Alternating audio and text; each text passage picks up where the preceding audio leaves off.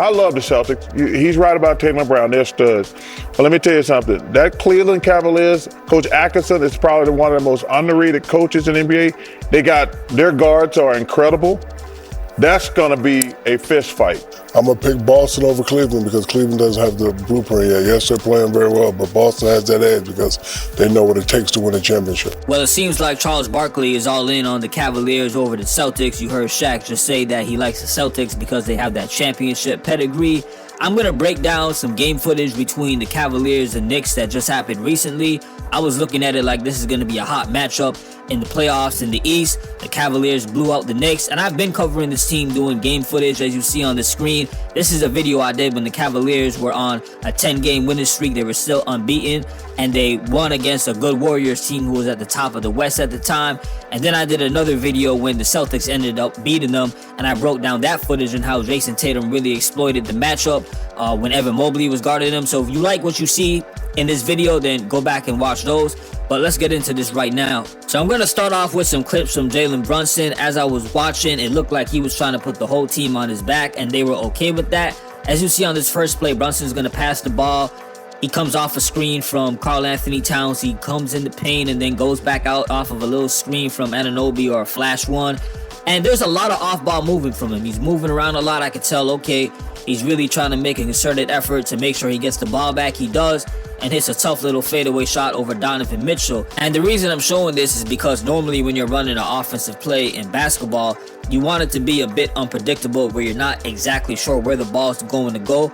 Sure, you have your superstar player, but there's other off-ball movement that's going on just to make sure it's not predictable. In this case, it just looked like Brunson was going to get the ball. And then on top of that, there was no one else who showed up outside of him and Karl Anthony Towns, which resulted in the Knicks getting blown out. I'm going to show you what I mean on this very next play. As you see, Jalen Brunson is going to get the ball once again. Going to pass it to Karl Anthony Towns. He's going to get an off-ball screen from Mikal Bridges. And they know the ball's going right back to Brunson, right? Like, Darius Garland is not an amazing defender, but he read that clearly. Now, this is the play that really sealed it for me. Look at this. You got 3 Cavaliers facing Jalen Brunson. 1 on the ball, 2 guys waiting for him to dribble in the paint. He doesn't even look to pass it towards his left. He got 2 teammates open. He just forces a shot, and he ends up missing. That tells me a lot in terms of the mentality of a Brunson. I think he's looking at his team and saying, look, I'm going to be the one who's taking these shots. I don't even trust y'all to hit an open one at this current moment. Let me transition into Evan Mobley, who I've been saying is the best player on the Cavaliers. Yes, even over Donovan Mitchell. I didn't want to make this video what the Knicks did wrong, but there was a lot of mistakes on their part in combination with a great guy like Evan Mobley on your team. So you're going to see how both of those elements played out in these clips right now for the Cavaliers star big man. Right here, you see that Precious Achiuwa is ball watching. He totally forgets that you have Evan Mobley right there. Easy play, easy dunk.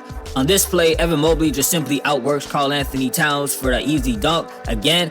And I know the box scores, which I'm going to get into, doesn't show it, because they both played similarly the same with statistics, but Mobley to me outplayed Karl Anthony Towns hands down. This is why it's so important to actually watch the games and see who impacted it versus who was just putting up numbers in a loss.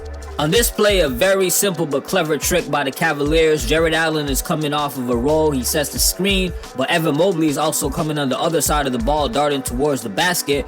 Precious Achiuwa is once again ball watching, but when you have big men that can roll to the basket at the same time like that, who are versatile, it just creates so much more offense. And this also goes into what I was saying earlier with Brunson. When you're running a play as an offensive team, you want to keep the defense guessing. In this case, Precious Achiuwa was so caught up with what was going on in the pick and roll, he didn't realize his man, who he was guarding, Evan Mobley, darted right behind him towards the basket. Exhibit A of why Mobley is the Cavaliers' best player to me. Your 6'11" shot blocking big man gets a steal down low. He doesn't have to do an outlet pass to one of the guards. He dribbles all the way up and then throws an alley-oop himself to his other big man at the center position, Jared Allen. As you see here, he gets a steal on the perimeter. He ends up sprinting down the court as the ball is deflected. He gets a pass literally thrown behind his back. He turns around and still manages to make sure the ball's not turned over, only to find his teammate Darius Garland for a wide open 3-point shot. I know most people will look at Donovan Mitchell and say that he's the best player because he's just a better pure scorer. But these plays that you just saw, the two-way star that you could see passing, dribbling, playing defense, that to me is what makes somebody the most valuable player on your team. Remember I said earlier that even though Evan Mobley and Karl Anthony Towns had a similar box score, it just looked like Mobley dominated him if you actually watched the game. Here's another play that you're about to see that I'm talking about. He's backing Precious Achiuwa down. He's backing him down, does a drop step, tries to get an up and under. All right, doesn't work out for him. He grabs the ball literally in front of two people, Karl Anthony Towns and Precious Achiuwa, and then just dunks it like it's nothing. If you want to talk about defensive highlight, this is it right here. Look at this play. Jared Allen moves into the space where Jalen Brunson wants to dribble the ball. He cuts him off, okay? Now he's double teamed. Jalen Brunson's going to pass it back out. And look at Jared Allen. He's looking. He's playing like a free safety kind of defense. They try to get him in the pick and roll, and then he switches. This is your big man moving his feet on the perimeter, trying to stop the outside player from getting in. It's not working. This is supposed to be a mismatch for the Knicks player. But he's staying right in front of him and forces a very, very tough contested shot that misses. Just excellent defense, and one of the reasons why I talk about the versatility of Jared Allen and Evan Mobley together. Last but not least, let me get into Donovan Mitchell, who had an excellent game. On this play, you see that Jared Allen sets a screen, retrieves him from Mikal Bridges, a really good defender. He gets a switch on Cat. Cat is dropped way below, and he just fills his space. Donovan Mitchell for an easy basket. It's the same thing right here. He gets a screen from Jared Allen, frees him from Mikal Bridges. He switches on Cat, but Cat is dropped way below again, and he just pulls up for a three-pointer. Nothing you can do about that. Easy but fundamental basketball. On this last play, now you're going to see that they actually double team him, like just swarm him off of the pick and roll. Like, all right, we want the ball out of your hands clearly, and then he gives it to his teammate, and this is the interesting part right here. So he falls on the ground, and he ends up finding Donovan Mitchell again. OG looked like he was kind of just watching what was happening. It's a bit too late. He uses the pump fake to get OG in the air, and it's nothing but net from there. Karl Anthony Towns, Jalen Brunson are both doing their things, but Evan Mobley and Donovan Mitchell, they're doing theirs as well. But the New York Knicks got 4 bench points. The Cleveland Cavaliers got 24 bench points. With that said, let's actually get into the box score of this Knicks versus Cavaliers game. Precious Achiuwa shot 3 for 10.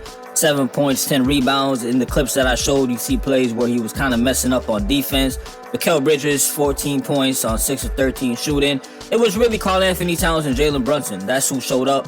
Karl Anthony Towns at 23 points, 7 rebounds, 4 assists. Shot 10 of 15, a good field goal percentage. But as I said when I was watching, I feel like Evan Mobley outplayed him.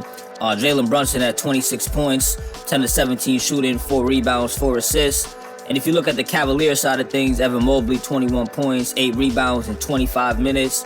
Jared Allen, 10 points, 5 of 6 shooting. Didn't really get a bunch of rebounds, but he probably didn't need to in this game. Donovan Mitchell, 27 points in 26 minutes on 10 of 15 shooting.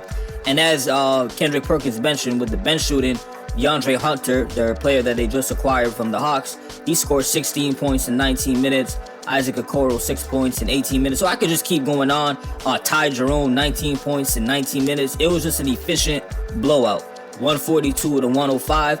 Y'all tell me in the comment section what you think about this Cavaliers team. Is this a championship squad?